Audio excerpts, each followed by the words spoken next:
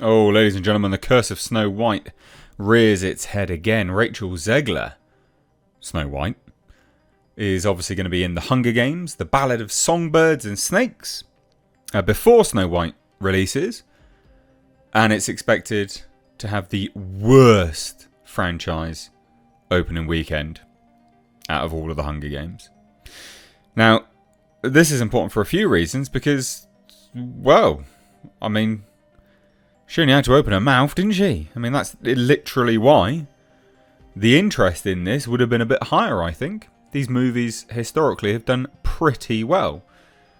I think the last one wasn't particularly well received, but hey, whatever. Not so much that this would have the worst opening in the entire franchise's history. So I think we can squarely... I mean, obviously some people would debate this, but I feel like we can squarely put it down to Rachel Zegler. So the upcoming prequel film, The Hunger Games, The Ballad of Songbirds and Snakes, is predicted to have the franchise's worst opening weekend. Now, I did find it funny because when the trailer released, I went to look at that trailer and see the feedback. And the feedback was pretty heavy to do with her. So that's, again, why I can say, I think, personally, this is the curse of Snow White.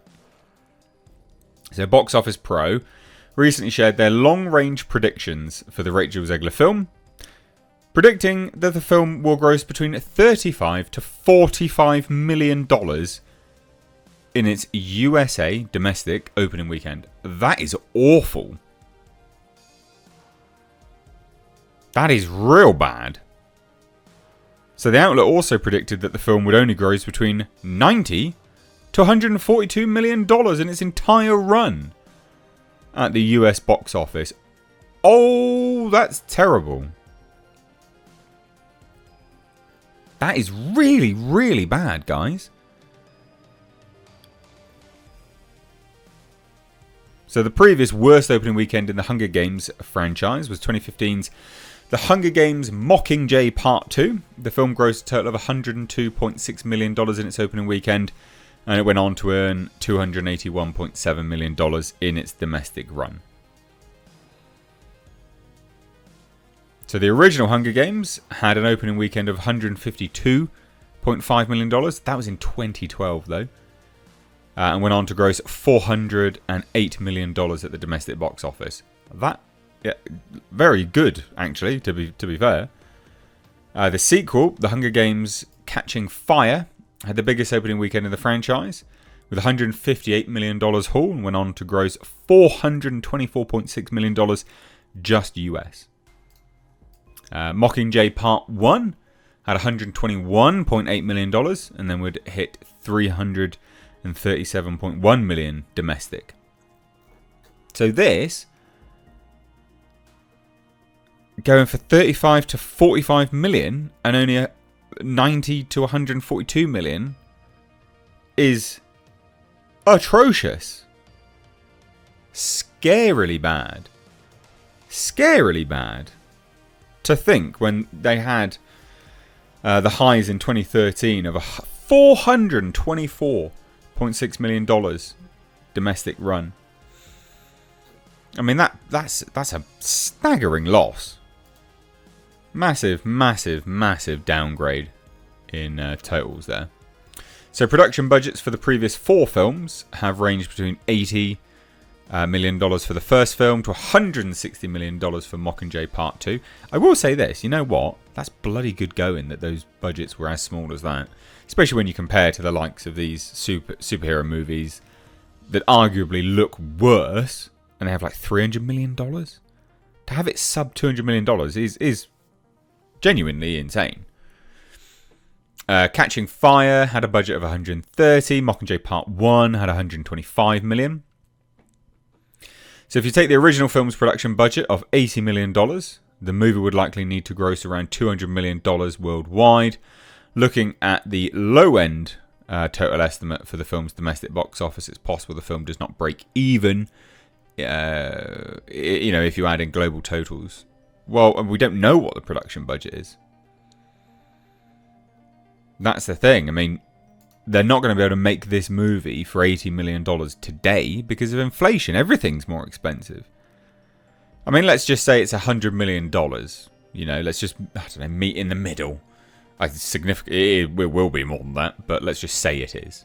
Let's just say it's $100 million. It needs to make $200 million just to get a break-even point on its production budget. There's a marketing budget on top of that as well. So, yeah. I mean, they may break even. I guess. I don't know whether the worldwide totals did that well for the rest of the films, to be honest. They were main domestic haulers, weren't they? So the first two Hunger Games films made more domestically than it did internationally. There you go, answer my own question. The original film grossed $269.9 million internationally. Catching Fire did $440.2 million internationally. However, both Mockingjay films did bring in more internationally than domestically. Part 1 did 429.4, Part 2 did 364.8. So they did quite well, to be honest. So if you take the trends from both Mockingjay films, which saw just shy of 30% increase in the international box office compared to the domestic, The Hunger Games, A Ballad of Songbirds and Snakes will probably only bring in $207 million globally. God damn. So if you take the split from the original film, it will only bring in around $151 million globally. So finally, if you look at the split for Catching Fire, The Hunger Games, Ballads of Songbirds and Snakes should bring in $177 million globally. It's very difficult to tell, to be honest. So this article, Bounding into Comics, high-end prediction, 142 million domestic. Film would gross 326 million globally. If it follows a similar split in Mockingjay films, that would definitely make it profitable. Not by much, though. And that's only if it had an $80 million budget. Say if it did $326 million globally, right? You've just broken even at, I don't know, at $100 million budget. You've just broken even at $200 million. And then you also have, piss off Windows. And then you also have marketing on top of it. Say it's another 150. Well, it rounds it out to $150 million. That's $300 million to break even. You've only made $26 million. I mean, it's a good payday, don't get me wrong. But it's nowhere near what they were making.